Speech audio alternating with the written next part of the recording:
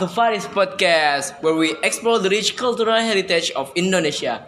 I'm Faris, and today we have a special guest with us, Aisyah Fasa Sekar Ramadhani, a girl who is an expert dancer at her young age in traditional dance. Together, we'll dive into the fascinating world of this dance that tells the stories, belief, and history of Indonesia.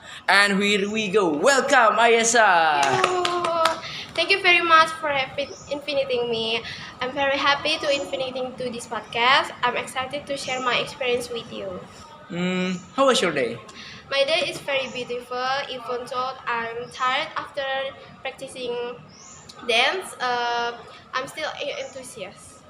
Whoa, you are very cool. Even though you are tired, you are still enthusiastic. Now, let's dive in. Can you tell us about your personal journey with traditional dance and what inspired you to start? Absolutely, my journey began when I was young. I grew up in Bekasi.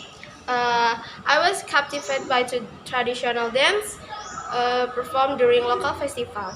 The elegance and storytelling fascinate me, and I decided to pursue formal training.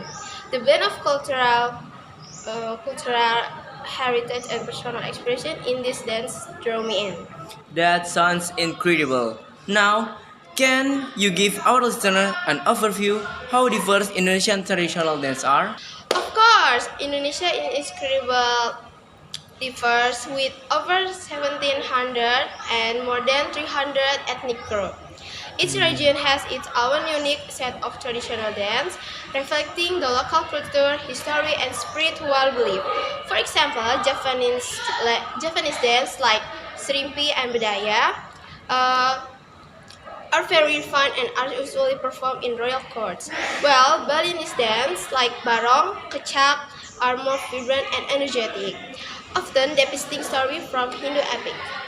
That's fascinating. Speaking of Japanese dance, could you tell us more about the significance of this Japanese culture?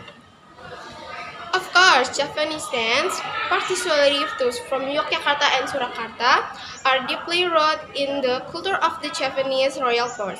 The Budaya dance, for example, is considered sacred and was historically performed for important royal ceremonies. It's known for its loud, deliberate movements, which are meant to symbolize spiritual harmony and balance.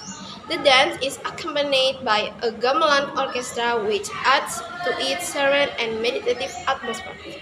It sounds like there are lots of symbolism in this dance. How about Bali? The dance forms there seem to have a very different energy. That's right, Balinese dance are much more dynamic and expressive. They often depict stories from Hindu mythology. For example, the Barong dance tells the story of the battle between good and evil, with the Barong representing good and the Rangda representing evil.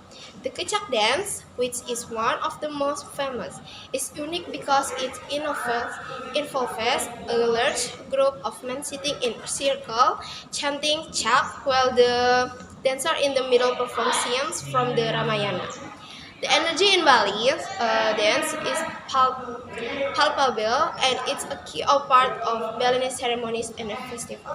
Wow, that's quite the contrast. Now, let's talk about Sumatra. What are some of the traditional dance from that region and what makes them special? Sumatra is home to several unique dance traditions. One of the most well-known is the tari piring or plate dance from West Sumatra. In this dance, performers skillfully balance plates on their hands while performing fast, intricate movements. It's a dance that requires a lot of agility and precision.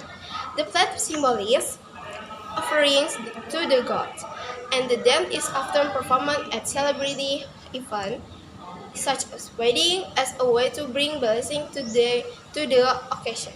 It's incredible how each dance carries such deep cultural significance. Are there any traditional dance from Kalimantan that stand out?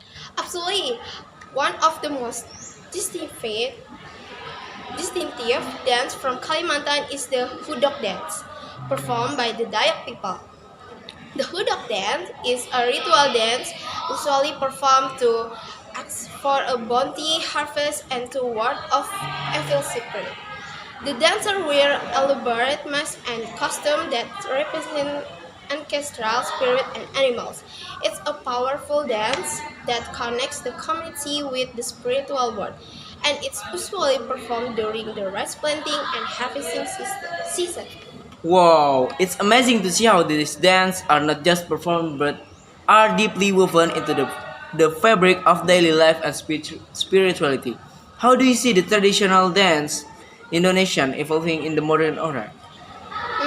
Traditional dance is definitely evolving, but it's also staying true its roots. In many places, these dances are still performed as part of traditional ceremonies, but there has also been a resurgence in interest among younger generation. Many young has also many young Indonesians are learning this dance or performing them not only in traditional setting, but also in modern, contemporary context. This blend of traditional and innovation is helping to keep this dance form alive and relevant today. It's wonderful to hear that these traditions are being preserved and adapted for the future. Okay, Aisha. Apart from your hobby of dancing, do you have any other hobbies that you like? Yes, of course. I like making bracelet and ring accessories with my sister. We start 2023. Initially, my sister asked me to sell accessories, and finally we work together. Wow, that's really amazing. I'm impressed with your story because at a young age, you can already sell your own. Before we wrap up, is there any final thought you like to share with our listeners? I just like to say that traditional Indonesian dance is a beautiful expression of the country, cultural diversity, and history. Whether you're watching a dance from Java, Bali, Sumatra, or Kalimantan, you're witnessing a living tradition that has been passed down throughout generations. I encourage everyone to take the time to experience dance in person if they ever have the chance. What a very wise word. Thank you so much, Aisa, for sharing your insight with us today. It's been a truly enlightening conversation. Thank you for having me. It was a pleasure to be here. And thank you to our listener for joining us on this journey through the world of traditional Indonesian dance. Be sure to tune in next time for cultural expression. Until then, keep discovering the wonder of the world around you. Thank you and bye.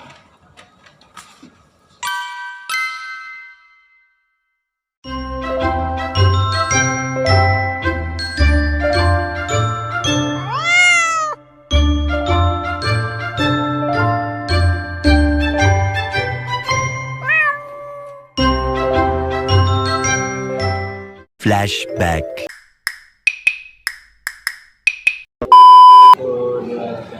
Welcome to Paris Podcast. Hi, ini belum direkam. It sounds like there's a lot of symbolism. It sounds like there are a lot of symbols. Before we wrap up, is there anything else you want to share with our listeners? Please.